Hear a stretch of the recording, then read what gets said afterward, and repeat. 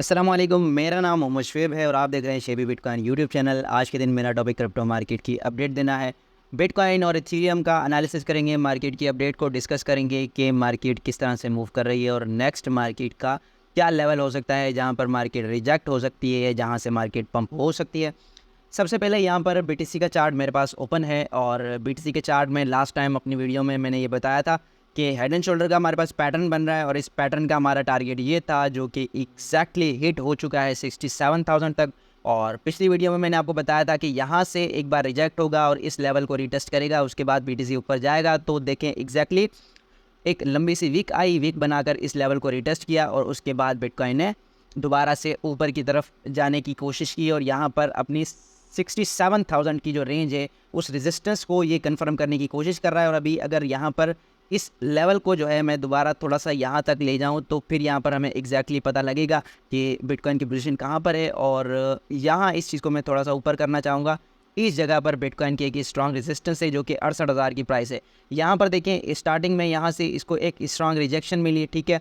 फिर यहाँ पर इसने स्ट्रगल किया और एक लंबी सी वीक भी बनाई, फिर उसके बाद ऊपर गया। फिर जब दोबारा इस रेंज में आया तो दोबारा एज अ रेजिस्टेंस इसने अच्छा खासा वर्क किया। यहाँ पर देखें 5-6 डेली की कैंडल यहाँ पर रिजेक्ट हुई, उसके बाद बिटकॉइन दोबारा से इसको ब्रेक कर पाया और जब ब्रेक कर दिया तो फिर एज अ सपोर्ट इसने इस एरिया को कंसीडर किया। फिर जब डाउन साइड पर आया तो फिर एज अ रेजिस्टेंस इसको कंसीडर करता रहा, यानी कि जब भी बिटकॉइन इस लेवल के आसपास रहा है तो इस एरिया को बहुत ज़्यादा इंपॉर्टेंस दी है इसने, ठीक है। तो यहाँ पर अगेन यही सिचुएशन हमारे पास नज़र आ सकती है। 68,000 का लेवल बहुत स्ट्रॉन्ग लेवल है, यहाँ तक बिटकॉइन रिजेक्ट हो सकता है 68,000 से और थोड़ा बहुत यहाँ पर स्ट्रगल कर सकता है, उसके बाद जो है ऊपर की तरफ बिटकॉइन जा सकता है, ठीक है। और उसके अलावा यहाँ पर अगर बात करें इस एरिया की तो ये वाला एरिया नेक्स्ट रेजिस्टेंस होगा बिटकॉइन के लिए, एक बड़ी रेजिस्टेंस जो कि यहाँ पर देखें तो 72,000 का एरिया है। नेक्स्ट ऑल टाइम हाई से पहले ये दो एरियाज़ बिटकॉइन के बहुत ज़्यादा इंपॉर्टेंट है, 68,000 का और 72,000 का। और एक और चीज़ अगर आपने देखी हो कि अब जो लोग मार्केट में शुरू से बैरिश थे, 52 का एरिया कह रहे थे, 50,000 का कह रहे थे, वो जो है अब अपने सेंटिमेंट चेंज कर रहे हैं और बिटकॉइन के लिए बुलिश हो रहे हैं। ज़ाहिर है इसमें एक तो ETF का इनफ्लो है और वो डेली बेसिस पर अच्छा खासा इनफ्लो हो रहा है मार्केट में। और उसके अलावा CPI का डेटा हमारे पास मार्केट के लिए पॉजिटिव आया, यानी महंगाई कम हो रही है, तो इसका इम्पैक्ट भी हमें नज़र आ रहा है। तो एक चीज़ तो ये हो गई। और दूसरा मैंने आपको बताया था कि जब बहुत ज़्यादा लोग एक्सपेक्ट करने लग जाएं एक ही एरिया के, यार बस अब तो 55,000 से नीचे 52,000 या 50,000 पर ही ख़रीदेंगे, उससे पहले नहीं ख़रीदेंगे, तो मार्केट कई बार उन लोगों को मैनिपुलेट करती है और वो लोग वेट करते ही रह जाते हैं। तो मैंने यहाँ पर भी अच्छी खासी एंट्रीज़ ली हैं, आपको भी रिकमेंड की हैं, फिर इस एरिया में भी एंट्रीज़ ली हैं और आपको भी रिकमेंड की हैं। काफ़ी सारे अल्टकॉइन मैं आपको बताता रहा हूँ कि कौन से अल्टकॉइन आपने बाइंग करने हैं। और अभी भी बिटकॉइन हालांकि हमें अच्छा खासा पंप करता हुआ नज़र आ रहा है, लेकिन अल्टकॉइन अभी भी हमारे पास सफ़र कर रहे हैं। तो अल्टकॉइन में अभी भी पोटेंशियल है। आप अगर किसी टोकन में एंट्री लेना चाहते हैं, प्रीवियस वीडियोस देख सकते हैं, मैंने अच्छे खासे टोकन रिकमेंड किए हैं, आप उनमें से थोड़ा बहुत खुद स्टडी करके उनमें इन्वेस्टमेंट कर सकते हैं, ठीक है। और उसके अलावा यहाँ पर एक इंडिकेटर है, उसको मैं अक्सर यूज़ करता हूँ, यहाँ पर दोबारा चेक करके देखते हैं कि वो इंडिकेटर हमें क्या बता रहा है। तो यहाँ पर चेंज ऑफ करेक्टर हो चुका है और इसके बाद यहाँ पर स्ट्रगल करते करते अगर यहाँ आ जाएगा तो ये ऐसा एरिया है जहाँ पर ऊपर की तरफ फेयर वैल्यू गैप था। तो ये वाला फेयर वैल्यू गैप फिल होने के बाद मार्केट थोड़ा सा नीचे क्रैश कर सकती है और एक अपना लोअर हाई क्रिएट कर सकती है, ठीक है। इस एरिया को अभी इसने अपना लोअर हाई कंसीडर नहीं किया है। और लिक्विडेशन की बात करते हैं। लिक्विडेशन मैप में ऊपर और नीचे दोनों ही हमें लिक्विडेशन नज़र आ रही हैं। नीचे की तरफ 65,930 और ऊपर की तरफ 68,000, यानी जो एरिया अभी मैंने बताया कि 68,000 तक बिटकॉइन की प्राइस जा सकती है और वहाँ से रिजेक्शन मिलेगी, बिल्कुल उसी जगह पर अच्छी खासी हाई लीवरेज के साथ पोजीशंस ओपन है, तो उनको लिक्विडेट किया जा सकता है। और ओवरऑल एक्सचेंजेस पर भी हमें यही सिनेरियो नज़र आ रहा है। और यहाँ पर अगर हीट मैप को देखें तो हीट मैप पर ये जो आपको येलो एरिया नज़र आ रहा है 67,600 पर, और इससे ऊपर ये जो ग्रीन एरिया ये सारा हाई लीवरेज का है। और यहाँ डाउन साइड पर अगर देखें तो हाई लीवरेज के साथ जो पोजीशंस ओपन है वो 65,000 के ऊपर है। तो ये वाला लेवल आपने लेके चलना है। अगर नीचे आता है तो 65,000 सपोर्ट बन सकती है और अगर ऊपर जाता है तो 67,500 से लेकर 68,000 का area as a support, as a resistance work कर सकता है, ठीक है। और ETF इनफ्लो की बात करें तो यहाँ पर मुसलसल ये बार आपको नज़र आ रही है, यानी कि ETF में इनफ्लो नज़र आ रहा है। यहाँ पर 15 मई को 302 मिलियन, उससे पहले 100 मिलियन, फिर 16 तारीख को 257, फिर 17 तारीख को 221, यानी कि ETF में भी लोग यानी कि हद से ज़्यादा इन्वेस्ट हो रहा है, और जैसे कि हमारे पास नेट आउटफ्लो शुरू हो गया था वो अब रुक गया है, तो ये मार्केट के लिए एक पॉजिटिव न्यूज़ है। और उसके अलावा हांगकांग के ETF की बात करें तो हांगकांग का ETF यहाँ पर अभी ओपन नहीं हो रहा, मैं इसको गॉडेड कर देता हूँ। तो यहाँ पर फ़िलहाल हमें थोड़ा सा माइनस नज़र आ रहा है, लेकिन जो मेन फोकस है हमारा वो यहाँ पर है US के ETF एनफ्लो पर। और उसके अलावा डॉक्टर प्रॉफिट ने इम्पोर्टेंट अनाउंसमेंट की है। इस अनाउंसमेंट में इसने कहा है कि ये जो मैंने बॉक्स बनाया था, इस बॉक्स को ये ब्रेकआउट कर चुका है और अब जो है ऊपर की तरफ जा रहा है।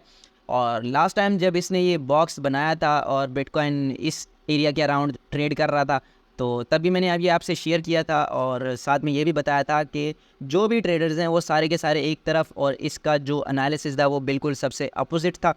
तो यहाँ पर अभी भी इसका कहना है कि बिटकॉइन यहाँ से अब अपनी रिकवरी करेगा और नेक्स्ट बिटकॉइन को ये 80K से अबव देख रहा है, यानी $80,000 से ऊपर।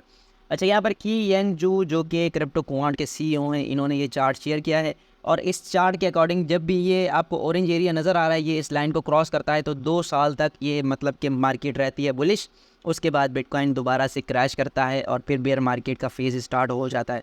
तो यहाँ पर दोबारा से अब इसने ये इंडिकेटर शुरू किया है, और इस इंडिकेटर में इसने बताया कि यहाँ पर जो बुल मार्केट की पीक होगी और एंड होगा वो अप्रैल 2025 में हो सकता है, यानी कि अप्रैल के स्टार्ट में ही हमें एक बुलिश मार्केट का एंड नज़र आ सकता है और फिर बेयर मार्केट स्टार्ट हो जाएगी।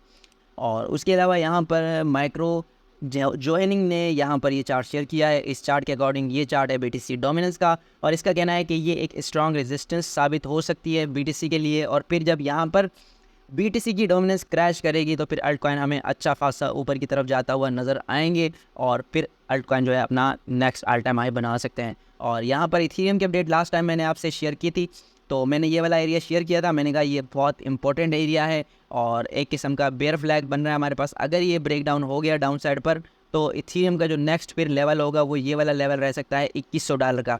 लेकिन यहाँ पर अभी तक तो ऐसा ब्रेकडाउन नज़र नहीं आया, बल्कि इथेरियम ने इस लेवल को जो सपोर्ट एरिया था उससे नीचे क्लोजिंग भी दी, लेकिन फिर अगले ही दिन रिकवरी करने के बाद अब इथेरियम भी रिकवरी कर रहा है। तो यहाँ पर जो इसका रेजिस्टेंस जोन रहेगा हमारे पास वो $3250 का रहेगा। अगर इसको ब्रेक कर देता है तो फिर हमारे पास जो नेक्स्ट रहेगा वो $3680 की प्राइस रहेगी, यहाँ तक इथेरियम जा सकता है।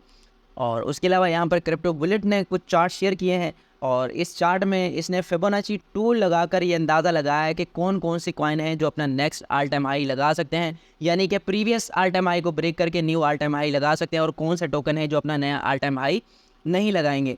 तो इनमें जो है इसने जो नया ऑल टाइम हाई लगा सकते हैं उनमें नियर टोकन है, AR टोकन है, मैटिस है और एवेक्स है।